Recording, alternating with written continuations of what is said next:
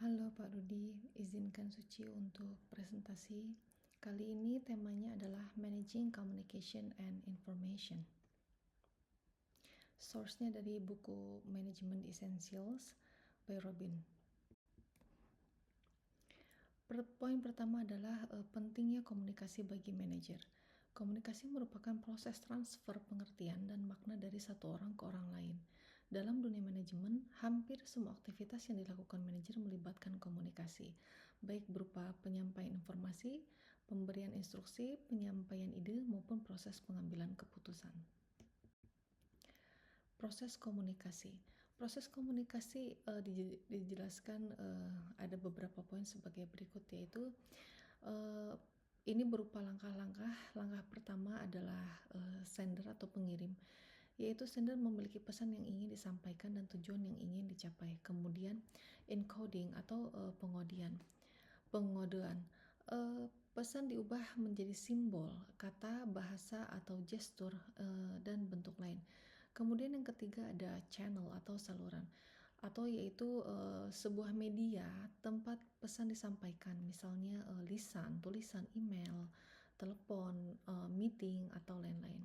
Kemudian decoding atau penerjemahan.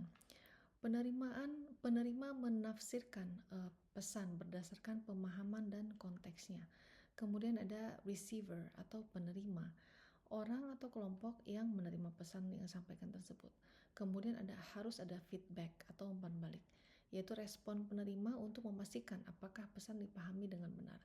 Yang terakhir ada noise atau gangguan, yaitu segala faktor yang menghambat komunikasi seperti emosi, bahasa, budaya, teknologi, serta lain-lain.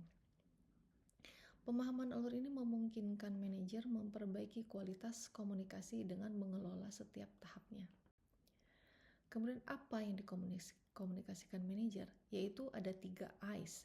Yang pertama ideas atau pemikiran, kreativitas, rencana, dan strategi.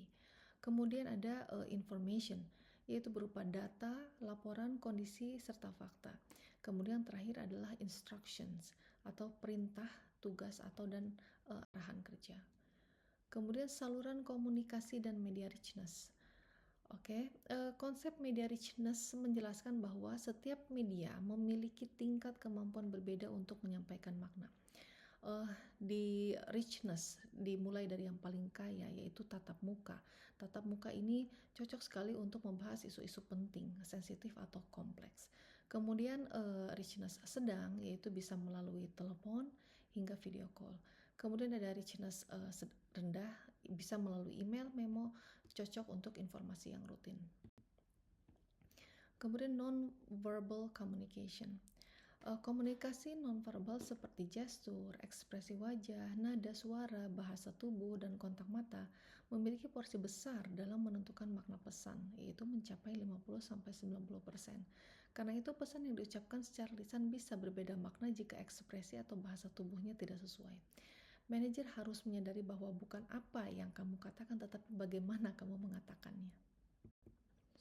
Kemudian grapevine atau komunikasi informal, yaitu jaringan komunikasi informal di organisasi, seringkali berbentuk gosip atau penyebaran informasi secara tidak resmi.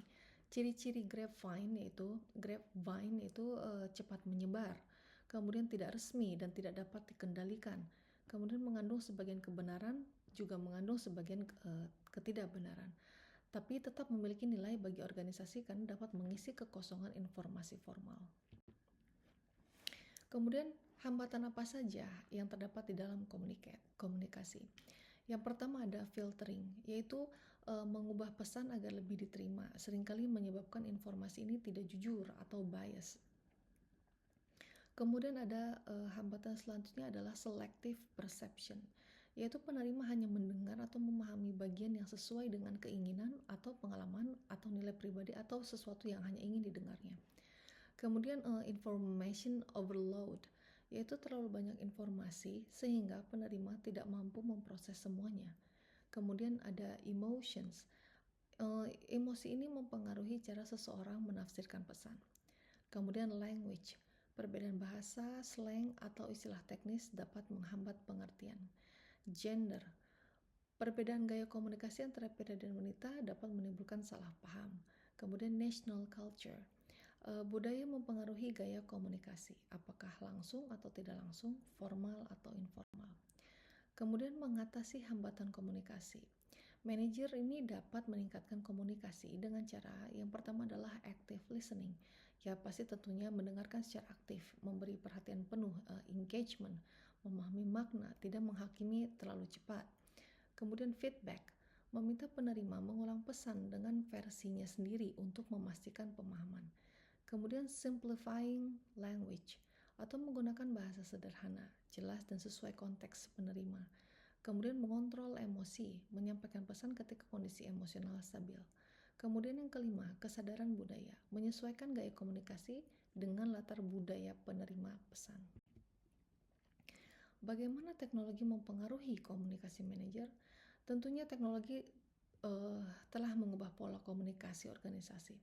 Komunikasi menjadi lebih cepat, lebih mudah, bisa berkolaborasi jarak jauh, meningkatkan akses informasi, menyediakan media seperti email, chat, video conference, dan lain-lain.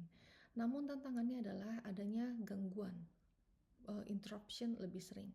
Kemudian berkurangnya batasan antara pekerjaan dan kehidupan pribadi, serta resiko keamanan dan privasi data. Networked communication atau komunikasi berjaringan bisa melalui email, extranet, pesan instan, video conference, sosial internet, electronic data interchange. Masing-masing memiliki kelebihan dan kekurangan terkait kecepatan, kemudahan, keamanan, serta efektivitas komunikasi. Kemudian ada isu kontemporer dalam komunikasi manajerial. Ada 6 isu besar, yaitu yang pertama, komunikasi dalam dunia kerja yang terhubung atau network world. Banyak pesan masuk dari berbagai saluran. Risikonya adalah overstimulation dan kelelahan digital.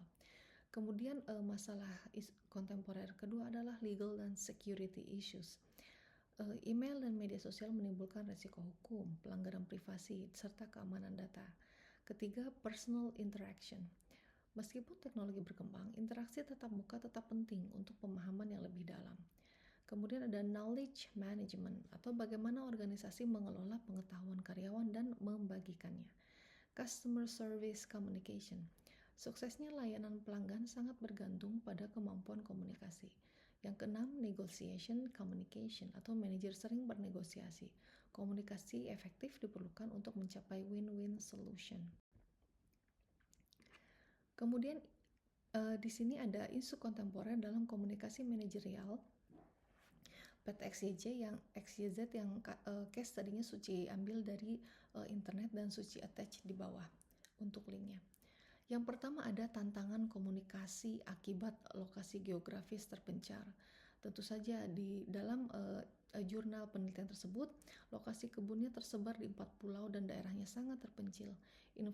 Infrastruktur sangat minim, menjadi membuat laporan dan logistik menjadi terlambat.